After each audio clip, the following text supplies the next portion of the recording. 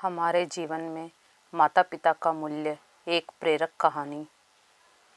एक 80 साल का बूढ़ा आदमी अपने घर में सोफे पर अपने 45 साल के उच्च शिक्षित बेटे के साथ बैठा हुआ था।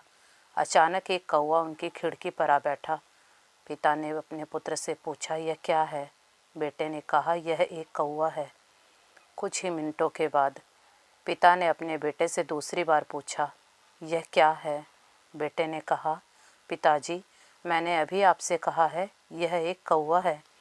थोड़ी देर के बाद बूढ़े पिताजी ने फिर बेटे से तीसरी बार पूछा, यह क्या है?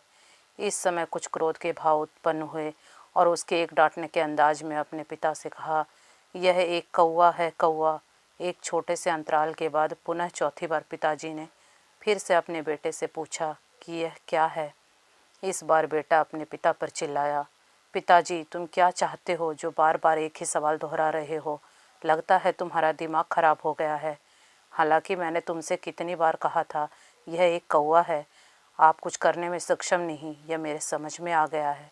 थोड़ी देर पिताजी अपने कमरे में चले गए और वापसी में अपने हाथ में एक जीर्ण शीर्ण डायरी लेकर आए, जिसको वह उस समय लिखते थे जब उनका यह बेटा पैदा हुआ था। और उन्होंने उस डायरी का एक पृष्ठ खोलकर अपने बेटे को पढ़ने को दिया और जब बेटे ने इसे पढ़ा तो उसमें लिखा था, आज मैं मेरे 3 साल के छोटे बेटे के साथ आंगन में बैठा हुआ था और सामने पेड़ पर एक कौवा आकर बैठ गया। मेरे बेटे ने उसको देखकर मुझसे पूछा, पिताजी, यह क्या है? तो मैंने कहा, बेटे, यह कौवा है। उसने यह प्रश्न मेरे से कोई 23 बार किया और हर बार मुझे उसको जवाब देने में स्नेह का अनुभव होता था और मैं उसके मस्तक को चूम लेता था। उसके बार बार एक ही प्रश्न करने से मुझे खिज उत्पन्न नहीं हुई बल्कि खुशी हुई। और आज जब पिता ने अपने बेटे से एक ही प्रश्न सिर्फ 4 बार पूछा तो बेटा चिढ़ गया और नाराज़ होने लगा। इसलिए मेरे भाई बहनों, यदि आपके माता पिता वृद्ध हो गए हैं तो उनको बोझ समझकर घर से बाहर मत निकालो।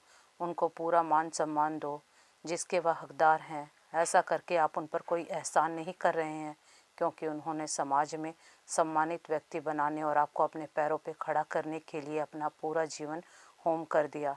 किसी भी मुसीबत से टकरा गए, कभी किसी दुख दर्द की परवाह नहीं की, खुद भूखे रहकर आपको खिलाया, तभी आज आप इस रूप में हैं। धन्यवाद।